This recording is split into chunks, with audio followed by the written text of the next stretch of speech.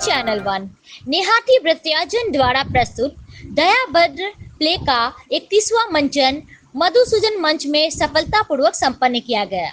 आइए देखते हैं पूरी रिपोर्ट हमारे चैनल के माध्यम से।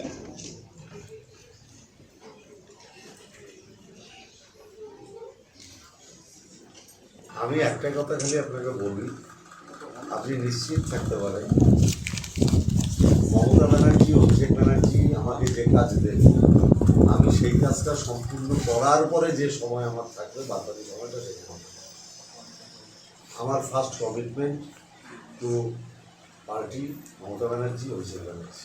তারপরে যে সময়টাই আমি মনে করি যে তারপরেও সময় থাকে সেই সময়টাই আমি অন্য কিছু করি না, আমি যেটা করি।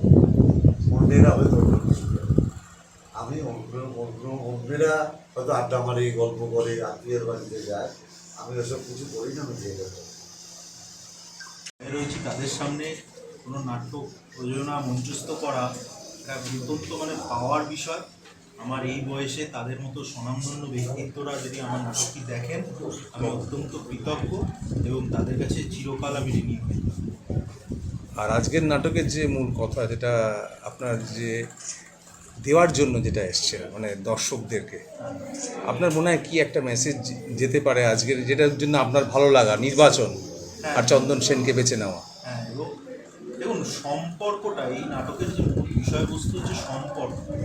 একটা সম্পর্ক কিন্তু চিরস্থায়ী, সেটা যে ক্ষেত্রেই হোক না কেন।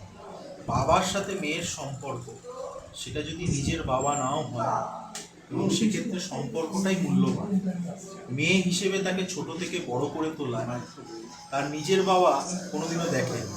যে বাবা তাকে বড় করে তুলল সেই বাবা কিন্তু তার জন্মদাতা পিতা নয়, এবং এইখানে সম্পর্কটাই কিন্তু চন্দন সেনের এই নাটকটি চিরকালীন হয়ে থাকবে এই একটি কারণ যে আপনারা দেখুন টাকা পয়সা, স্থান কাল পাত্র এইগুলোর পরিবর্তন ঘটতে পারে, এইগুলোর যখন তখন চেঞ্জ হতে পারে। দেখুন 90 সালের একটি নাটক আজকে অপ্রাসঙ্গিক হতেই পারে, কিন্তু সম্পর্ক কোনোদিনও অপ্রাসঙ্গিক হতে পারে না। এইটাই হচ্ছে এই নাটকের মূল বিষয়বস্তু। তাহলে সমষ্টিগতভাবে এই নাটকের আজ বাড়তি পাওনা আপনার কি মনে হচ্ছে? কি বাড়তি পাওনা? বাড়তি পাওনা হচ্ছে দর্শকই শেষ কথা বলবে, এবং দর্শকে সাধারণ যে দর্শকরা রয়েছে তাদের সাথে বিভিন্ন নাট্য ব্যক্তিত্ব এবং রাজনৈতিক মানুষজন রয়েছে, সাংবাদিকরা সকলে রয়েছেন, এবং তাদের যে তারা যেটা বলবে নাটকটি দেখে সেটাই আমার কাছে বাড়তি পাওয়া।